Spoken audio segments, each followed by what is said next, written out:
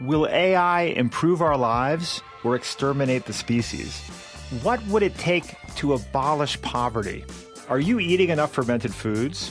These are some of the questions we've tackled recently on The Next Big Idea. I'm Rufus Griscom, and every week I sit down with the world's leading thinkers for in-depth conversations that will help you live, work, and play smarter. Follow The Next Big Idea wherever you get your podcasts. From LinkedIn News, I'm Jessie Hempel, host of the Hello Monday podcast. Start your week with the Hello Monday podcast. We'll navigate career pivots. We'll learn where happiness fits in. Listen to Hello Monday with me, Jessie Hempel, on the LinkedIn Podcast Network or wherever you get your podcasts. Hello and welcome to another throwback episode. So over the last year, we've gotten a lot of new listeners and we're adding these throwback episodes so those new listeners can see some of our older content. But before I start, I have two disclaimers. So first, these were early episodes, so please be kind when it comes to understanding that the sound quality might not be that great. But despite the sound quality, the content is still solid. So that's why we want to bring it back and reshare this content, because there's still some good gems in there. In addition to the sound, we were still trying to find our voice with regard to the format that we wanted to use. Our newer episodes are put together in a much more organized and efficient manner. So if you are a new listener and you're looking at this and you're saying to yourself, this seems unrefined, it probably is because it is unrefined, and you should check out our Monday episodes to see our more refined work. Secondly, not all of the promotions from these episodes are still active, but all of the freebies that we mention are still active. Lastly, make sure you go to the website and download our Ultimate Negotiation Guide, or you could do it by clicking the link in the description. The link that we're sending you to is www.americannegotiationinstitute.com/guide. Again, that's americannegotiationinstitute.com/guide. This is a 19-page free guide. It's actually, I guess that's more like an ebook, really. And this guide will walk you through your most difficult conflicts and negotiations. And it includes our 3 most popular freebies: the Salary Negotiation Guide, the Negotiation Preparation Guide, and the Conflict Resolution Guide. So make sure you take the time to download this as soon as possible. And now, without further ado, let's jump into the episode.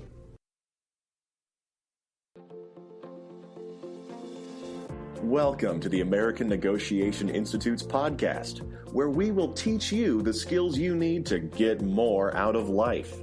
And now your host, Kwame Christian. Hello and welcome to another exciting episode of Negotiation for Entrepreneurs. My name is Kwame Christian. I'm a business lawyer, and I am passionate about teaching business professionals like you how to negotiate and how to be more persuasive. Before we jump into the meat of this episode, I want to give a few shout-outs. So I'd like to give a shout-out to Stephen from Maryland and Carol from Columbus for leaving me some love in the reviews. I always love it when I read new reviews, and it helps me to know that I'm actually helping people, which is good. And on that same note, I want to give a special shout out to one of the listeners who reached out to me on LinkedIn named Christian from California, who said he's been using these persuasion techniques at his job and it's helped him to become the retail associate with the highest sales year to date in his store's 20-year history. So congratulations, Christian. Keep on using this, and thank you for sharing that note with me. I was so pumped when I read the message. I was at a meeting with Whitney, my wife, and I was shoving the phone in her face saying, Whit, look at this. so thanks for sharing, and thank you for everybody else who connected with me on LinkedIn. Your shout outs are coming soon, so stay tuned. And for you listeners out there who haven't yet reached out to me on LinkedIn, please do. You actually get to talk to me person to person. I actually send a message to everybody who connects with me because I want to know who you are and how I can further help you through this podcast. So I really appreciate when people reached out to me on LinkedIn. So I'm going to put the link so you can click and connect with me that way. Also, if you haven't yet downloaded the Partnership Success Guide, I strongly recommend you do that. If you're starting a partnership or you're in a partnership, it'll help you to make sure that your partnership has a firm foundation, and it really complements this section coming up here on conflict resolution well, because that foundation is necessary in order to understand how to resolve conflicts at a high level. So on that note, I created a 4-page conflict resolution guide that you can download. All of these guides are free, by the way. I don't know if I've made that clear enough, but yes, all of these guides are free, and this conflict resolution guide will mirror the steps that I'm putting into this episode, will complement the steps that I'm putting into this episode, and you can use that if you're working on a team or you're in a partnership and you need to resolve a dispute. It's also good for anybody who finds themselves working with human beings, because if you're working with people, there's going to be conflict at some point. So just download this so you can have this at the ready when the conflicts happen. So for the partnership guide, if you go to AmericanNegotiationInstitute.com/partnership, you can get that. And then for the conflict resolution guide, if you go to AmericanNegotiationInstitute.com/conflict, you can get that one too. And all of these links are going to be in the full description of the episode. So I'm really excited about this topic here because we're jumping into part 2 of the partnership series. The beautiful thing about this section is that it will not only be beneficial to people who are in business partnerships, it will also be helpful to anybody who finds themselves working on a team. So for those of us who are in the corporate world and you find yourself working within an organization and you have to work on a project with other people, you're going to run into the same types of issues. So this conflict management section will be helpful for everybody. So wherever there are people, there's going to be conflict. It's an inevitable part of life. However, hopefully after listening to this episode, you'll not only feel more comfortable with conflict, you'll actually see it as an opportunity for growth. So I'm going to give you 7 tips that you can use to resolve conflicts on your team. And so the first couple will seem pretty easy at first glance, but they're an integral part of setting up the conversation. And then the last 5 tips will be a little bit more complex, but we're going to start with the easy ones so we can generate a little bit of positive momentum as we move forward. Let's get it started. Starting with number 1. This is a mindset tip. Don't think of it as a conflict. Think of it as a learning opportunity. One of the reasons why people feel uncomfortable in conflict is that they're conflating conflict and combat. So think of conflict as a difference of opinions and combat as an altercation with the goal of doing damage. So in combat, it's a zero-sum kind of situation where my winning necessitates your losing. But in conflict, we have a discussion and we address our different perspectives. And that's what we need to do as adults in these types of situations. So approaching this as an opportunity to learn will take pressure off of you and put pressure and take pressure off of your teammate. And this is because learning is non-threatening. It'll also change your approach to the conversation. So instead of being combative, you're going to be inquisitive. And coming to the table with curiosity and a genuine intent to learn more about the situation and the other person will change the tone of the conversation and lead to the free exchange of information, which is exactly what we're looking for. Tip number 2, find your foundation. So here we're trying to find the common ground between you and your teammate before you start talking about what's at issue.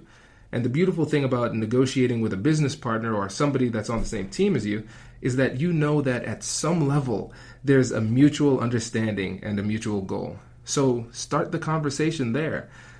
This is one of the things that you'll get when you download the partnership freebie. So if you go to AmericanNegotiationInstitute.com/partnership, you can get that partnership guide and it'll help you work with your partner to understand each other's values and vision for the future. And so before you start addressing conflict, always take some time to find that common ground and reiterate it verbally with your partner, that common goal, before you start talking about what's at issue. Number 3. So this is when it starts to get a little bit more complex. Identify the emotion. So is the negative emotion at play? Is it fear? Is it love? Is it betrayal? Is it anger? Is it confusion? uncertainty, etc., etc., etc. There's an endless amount of emotions that can be at play. And so you never want to go in assuming you know what the emotion is in the other person. And you never want to assume you know what the emotion is in yourself, because emotions are complex. Humans are complex, and it will take some time to really hash out what's at play. And this is where understanding the foundation will help. So going back to tip number 2, finding your foundation and finding that common ground, you need to start with the why. Why are we even here in the first place? And then when you move from that why, it will help you as you try to identify these emotions at play. So what happens if you don't take the time and identify which emotions are at issue here? If you don't take the time to do this, you're going to go about trying to solve problems that may not exist. And when you do this, it leads to frustrations on both sides, because you're working so hard to try and find out what's wrong, and they're getting more frustrated because you're really bad at finding out what's wrong. You don't understand what's going on. You don't understand the situation. You don't understand how they're feeling. And your lack of understanding comes from the fact that you're not listening, which makes them more upset. Hey you, I'm Andrew Seaman. Do you want a new job? Or do you want to move forward in your career? Well, you should listen to my weekly show called Get Hired with Andrew Seaman. We talk about it all, and it's waiting for you, yes you, wherever you get your podcasts. Brace the rudders! Raise the sails! Raise the sails! Captain, an unidentified ship is approaching. Over. Roger. Wait, is that an enterprise sales solution? Reach sales professionals, not professional sailors. With LinkedIn ads, you can target the right people by industry, job title, and more. We'll even give you a $100 credit on your next campaign. Get started today at linkedin.com/marketer. Terms and conditions apply. You can't truly address a difficult conversation until you can address the emotion behind it. So imagine a house that's built on a shaky foundation. And while you're walking around the house, you might see some cracks on the wall in the paint. And so instead of addressing the foundational issue, instead you plaster the wall and paint over it. Then you see cracks again next month, and you do the same thing. And then next month you see even bigger cracks, and you just get a bigger bucket of paint. It doesn't work. It's eventually going to crumble, and you need to address the core issue. These issues aren't cosmetic. There's something deep within that you need to figure out. And so a lot of times in the business world, you hear people say, don't worry, leave your emotions out of it. It's just business. I don't even know what that means when people say it's just business. Emotions exist in business whether you want it or not. So why do people have businesses? Let's think about this. They have businesses so they can make money. Why do people want to make money? So they can feed their families and provide them with the life that they want. Why else do people want money? Some people just want money because it gives them a sense of validation. So considering all of that, what does it mean when we say it's just business? Oh, don't be mad. It's just your sense of validation and the well-being of your family. You can't be mad about that, right? So emotions exist. So do not underestimate the importance of emotions in negotiations. If you take the time and download the conflict resolution guide that I created for this specific episode, you're going to be able to dig a lot deeper into the emotional side and in each of these 7 tips, because simply listening to a couple seconds or a couple minutes of monologue on my part in each of these tips, it's not going to be sufficient. I strongly recommend that you download this guide, and if there's a conflict that you're dealing with, or you're in a situation where you think there might be conflict in the future, have this handy and walk through it so you can address the conflict and handle it in the best way possible. And remember, on your own, there is only so much you can do with regard to investigation without actually talking to the person. So what I would suggest doing is taking some time, figuring out your emotions, and try to do your best guesswork when you're figuring out theirs. And then come to the table with questions. And in the conflict negotiation guide, I go a little bit deeper and systematize this process for you. But come up with questions and ask these questions in order to figure out which emotions are at play. because this is a critical element that people often overlook because they feel like it's just business and emotions don't play a role, which couldn't be farther from the truth. Next tip, focus on the problem behavior, not your interpretation of the behavior. So there are two things that start problems between people. First, there's an action that happens, and then secondly, there's each individual's interpretation of that action. So let's give a practical example. Let's say you're starting a real estate business with a partner and you're looking at a property, and then you wake up one morning and come into work, and your partner informs you that they contacted the realtor and put in an offer on that property without telling you that she was going to do it. So those are the facts. That's what actually happened. So what happens next? We feel slighted. You say to yourself, you didn't talk to me? Why wouldn't you talk to me? Are you trying to take over? Do you not trust my judgment? This is disrespectful because we're in this together and you're here making unilateral decisions. Now that second part, those are all your perceptions, your interpretations of that action. You have come to the conclusion, you have passed judgment that this person is rude, disrespectful, and doesn't value your opinion. That's a judgment. Now we have created our own interpretation for that action. So why is it important for us to distinguish between the action and then our subsequent response and perception toward that action? It's important because they have no control over your perceptions of what happened. And who knows what happened, like what was going through their mind when they made that decision? We don't know. And too often we assign blame and interpretation to somebody's actions when in reality, the intent behind those actions are often very complex. So when we go to approach our partner or our teammate, focus on the problem behavior. But when it is important to discuss your perceptions, but first start with the problem behavior because that's what they can control. And you want them to be able to make changes based on what they can control. And so the way I would approach the conversation is by saying, this is the issue that I'm having.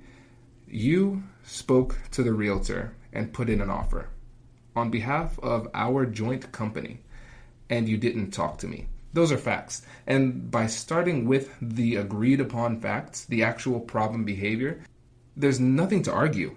We all agree on that. And so then you can say, as a result, that made me feel X, Y, Z.